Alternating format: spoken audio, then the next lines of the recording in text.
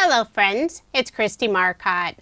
It's time for the December 20th reveal of Spellbinders 2024 Crafty Advent Calendar.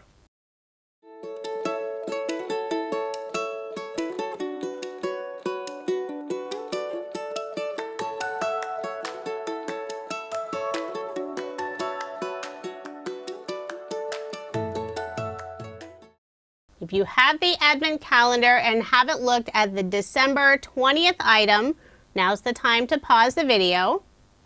We'll find window number 20. It's on the left side and it's a large window. We'll open it up and there are 3 pictures with a bunch of circles. Remove that paper covering and it looks like we have a layered stencil set. So there are 3 pieces to this set and they all have little circles. So you can create this really fun bouquet look for your card or project. The stencils are numbered 1, 2, and 3. It's in the lower left-hand corner. And they also have these tiny little holes in the outer corners. You can place it on your paper, use a pencil, and mark those 4 tiny circles. That way you can layer all 3 stencils together and get them lined up correctly. It really doesn't matter what order you use the stencils, but it does help to have them all facing the correct direction. That way you get the pattern that was designed. Although you could mix these up however you want for your project. So let's start with the stenciling. I have a piece of white cardstock in my mini stencil mat. And I'll hold that stencil in place using some of Scrapbook.com's brand new 1/2" mint tape. The first ink color I'm using is from Catherine Pooler. It's this lovely purple called Verbena. And for the second stencil layer, I'm actually going to use the same color.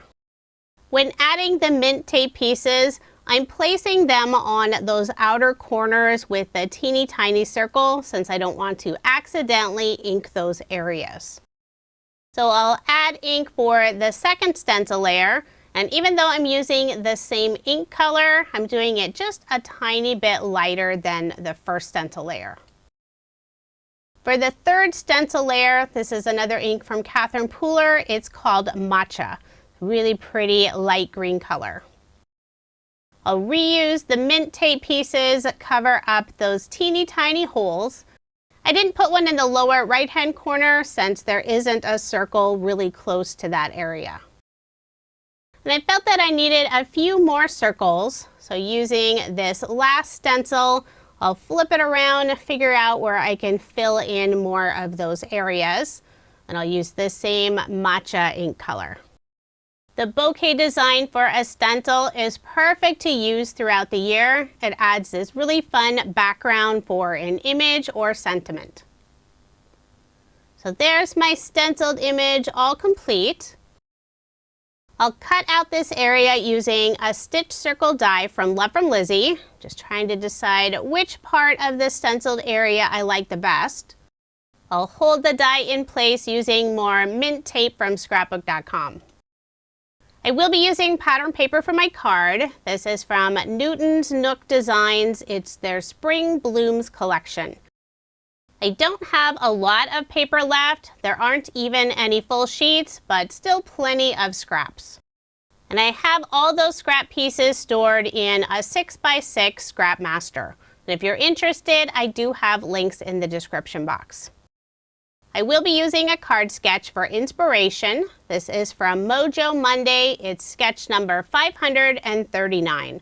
I love this sketch. It's perfect for featuring a few pattern paper designs. For the background of my card, I selected this lovely floral paper. Not sure if these are supposed to be lilacs, but that's what I'm calling them. I'll layer that piece on purple cardstock. For the narrow strip on the left side of the card, using the tone-on-tone gingham pattern in green, and I'll layer that piece on some green cardstock. And this is all cardstock from my stash. For the narrow strip that goes across the card, using the floral tone-on-tone design, I'll layer that piece on the same purple cardstock. Before adhering that narrow strip down, I'll put a scrap piece of cardstock on the right and left side, just in the areas where it goes over the green gingham paper. And I need just a teeny tiny piece on the left side. Now I'll put adhesive on the back, adhere that piece in place. Then I'll put ATG tape on the back and layer the background pattern paper on the purple cardstock.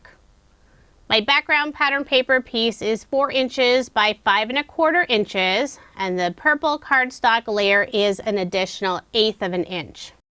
So 4 1/8 of an inch by 5 3/8 of an inch. I'll put ATG tape on the back and add my card front onto a card base, leaving 1/8 of an inch of the white card base showing.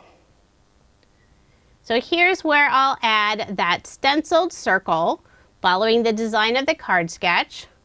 Before adhering it down, I will put some foam pieces and also scrap cardstock pieces.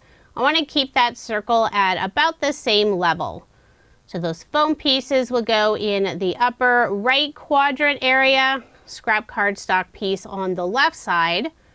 I'm also adding a few tiny foam pieces below that circle where it goes off of the purple narrow strip. The foam I'm using is from scrapbook.com. It's their 1/4 inch foam in the 1 millimeter thickness. Then I'll put barely art glue on the back and adhere my bouquet circle in place. For the banner in the upper left hand corner, using a scrap piece of the green cardstock, I'll cut a fishtail on the bottom, put barely art glue on the back and adhere it in place. And I'm not putting it as high as what's indicated on the card sketch, but I am placing it just a tiny bit higher than the gingham panel.